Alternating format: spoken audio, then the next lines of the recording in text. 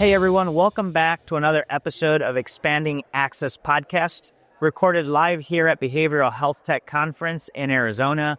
Today I have the pleasure of hosting Melissa Danielsen. She is the CEO at Joshin. Yeah. Melissa, welcome. Hi, thank you for having me here. It's so great to have you here. Yeah, I'm excited to have the conversation today and have enjoyed this conference. It's been wonderful. Yeah, and you just got done with a panel, right? Yes, so did a panel on wraparound services for families with autism, where we talked about the gaps in autism care for families today, whether clinical or non-clinical. And the panel shared very personal stories on each of our experiences as our navigating disability and neurodivergence personally, and then also professionally. I love that. Yeah. What a great topic.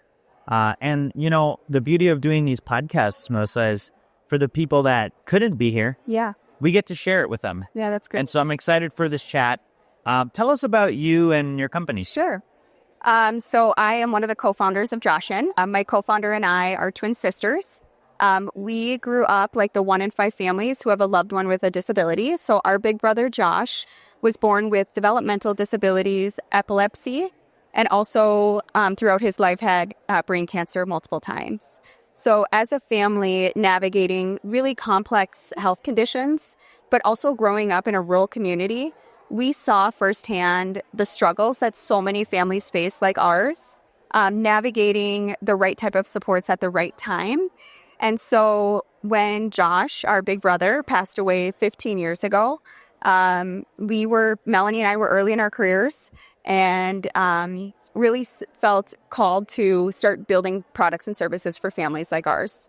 And so we started as licensed Medicaid providers. We started a Medicaid organization focused on rural communities and providing access to really quality person-centered supports for adults with disabilities and varying conditions. And so we grew that company for 8 years. We really partnered with small providers and really focused on growing in those rural communities. And eventually we were acquired by a public company in December of 2019, so just before COVID. And, through that acquisition process, started to realize and see gaps in workplace, specifically on the topic of disability and neurodiverse employees and their families. And so we built Joshin, the company we're here talking about today. Wow. Awesome journey. I love your experience, and it all sort of funnels back to your experience. Yeah. And wanting to provide families with the resources and care that they need, where it's very difficult, especially in rural communities. Highly fragmented. It's one of the most, navigating disability and neurodivergent conditions is highly fragmented. You often have to go to, places like Facebook groups or your community center or other places where you can find families like yours or individuals if you self-identify.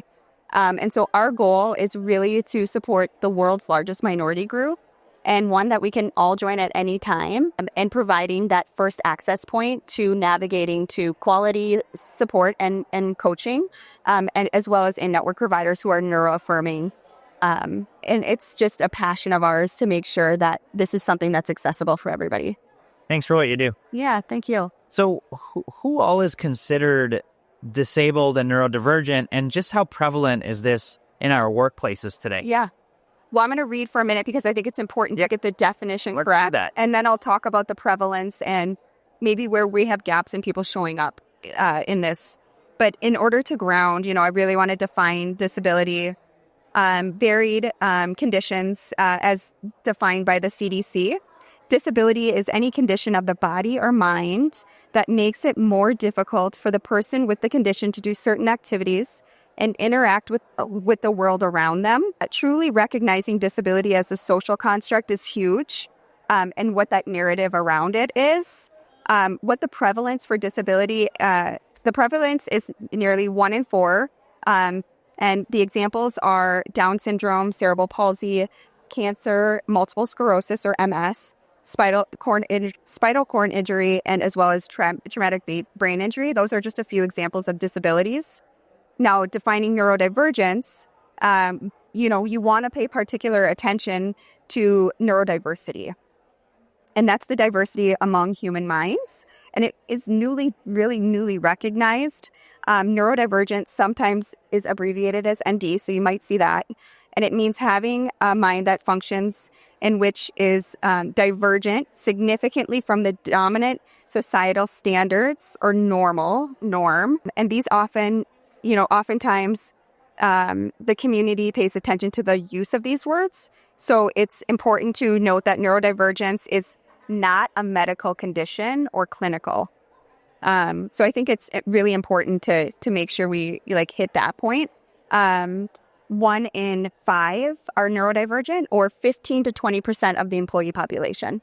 So it's a significant number. And one thing to note on the topic of disability is, over 60% of disabilities are non-visible.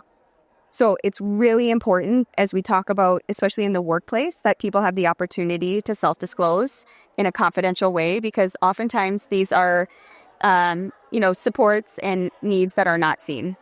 Yeah. They have to be talked about. Yeah, no, I love it. Thank you for giving us that education. I think we all can use it and be reminded of it.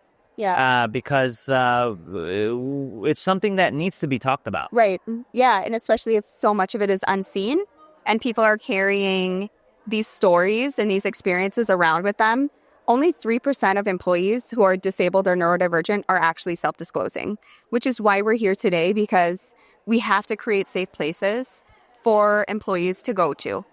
Our research shows that nearly 70% of managers are undereducated and don't even know what the accommodation process is internally for these employees. So what we're seeing in the landscape is ways to address stigma.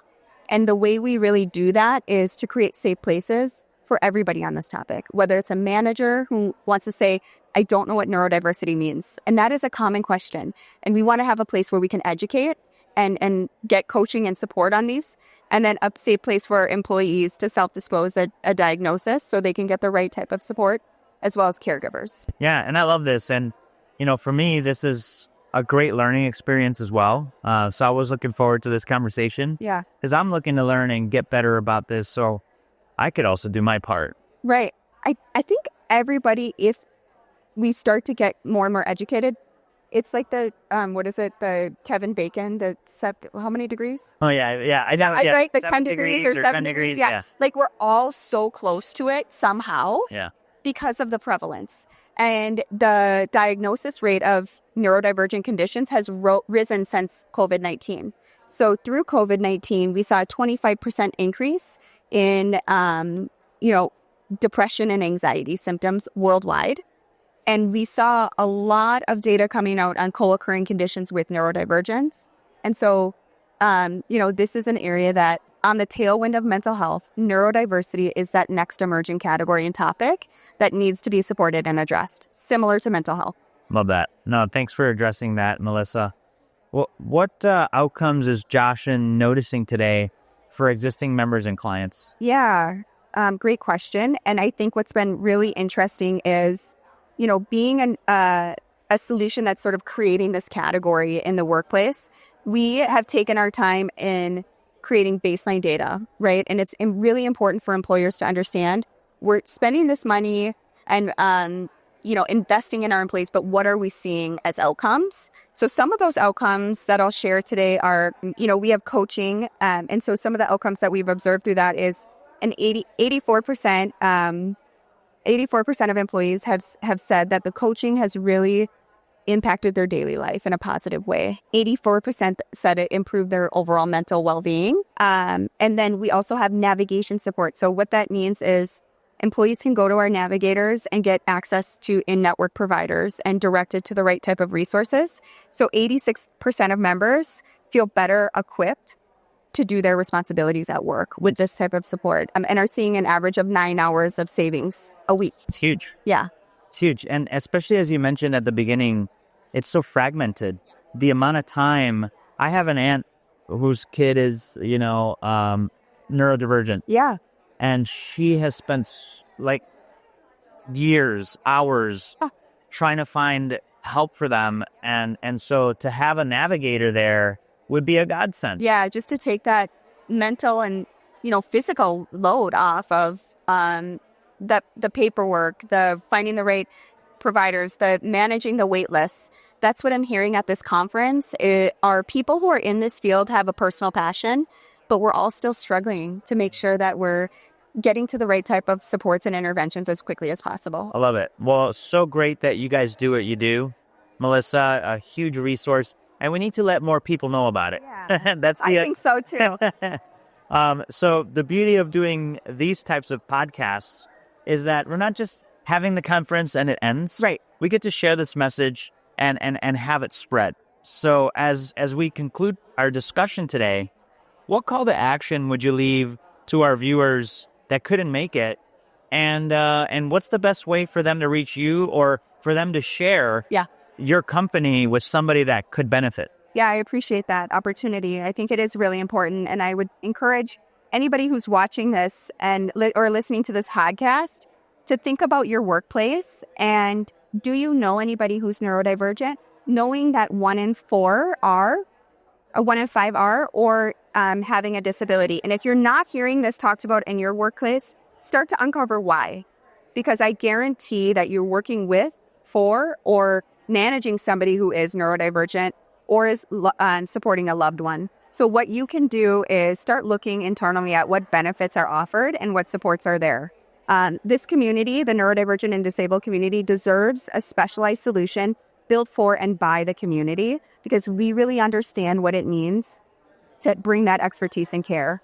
And so my call to action would be if you want to learn more about Joshin, you can email us at partnerships@joshin.com or go to .joshin.com. Sign up for our newsletter. We have monthly free webinars on this topic. So you can join a webinar at any time, no cost. You can also watch past webinars and just become better educated or find the right type of support on this topic. I love it, Melissa. Thank you so much for all those resources. Thank you. For the work that you do for this community. And for everybody with us that's tuning in, make sure you check out the show notes of this episode. Melissa Danielsen, CEO at Joshin, just sharing so much value and paving the way for a brighter future for this segment of the population. Thanks for tuning in, everyone. And Melissa, thanks for being with us. Thank you. I appreciate it.